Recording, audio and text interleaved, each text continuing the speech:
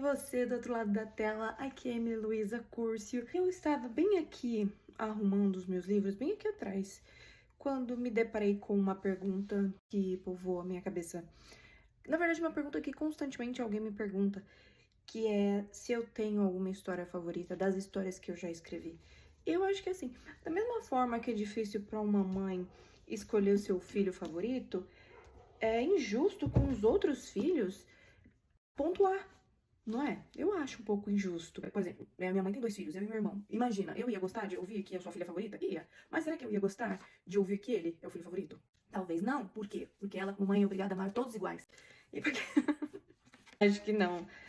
Nenhuma mãe é obrigada a amar os filhos iguais. Eu acho que isso seria até injusto. O que eu quero dizer é o seguinte. Eu não tenho uma história favorita definida, mas eu tenho histórias que me tocam de uma forma diferente.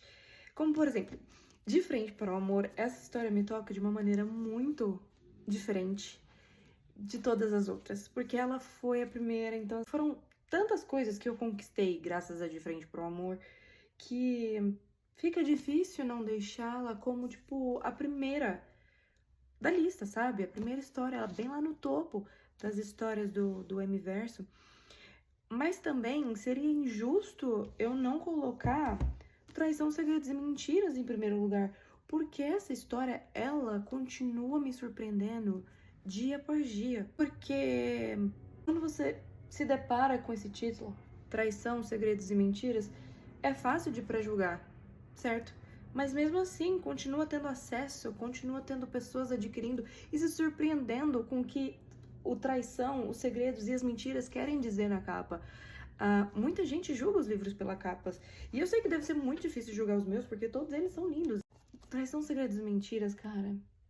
O que essa história conta é sobre segunda chance, é sobre encontrar o amor na mesma pessoa que você jurava amar, e aí você descobre que você ama ela sim, só que não da maneira que você pensou. E eu não tô dizendo isso que quer dizer que as protagonistas não fiquem juntas no final, elas ficam, só que elas descobrem dentro do amor delas, depois de anos juntas, de que elas são diferentes e que elas continuarão sendo diferentes, porque elas são seres humanos que erram. Surpreende todos os dias com a quantidade de pessoas interessadas por conta disso. É uma história que mostra o amadurecimento de um casal que precisou se separar para se unir de novo. E não que De Frente pro Amor não tenha isso, porque, por exemplo, esse casal aqui precisou amadurecer muito para conquistar o que elas conquistam no final, que é uma família. Não é uma história de segunda chance, não.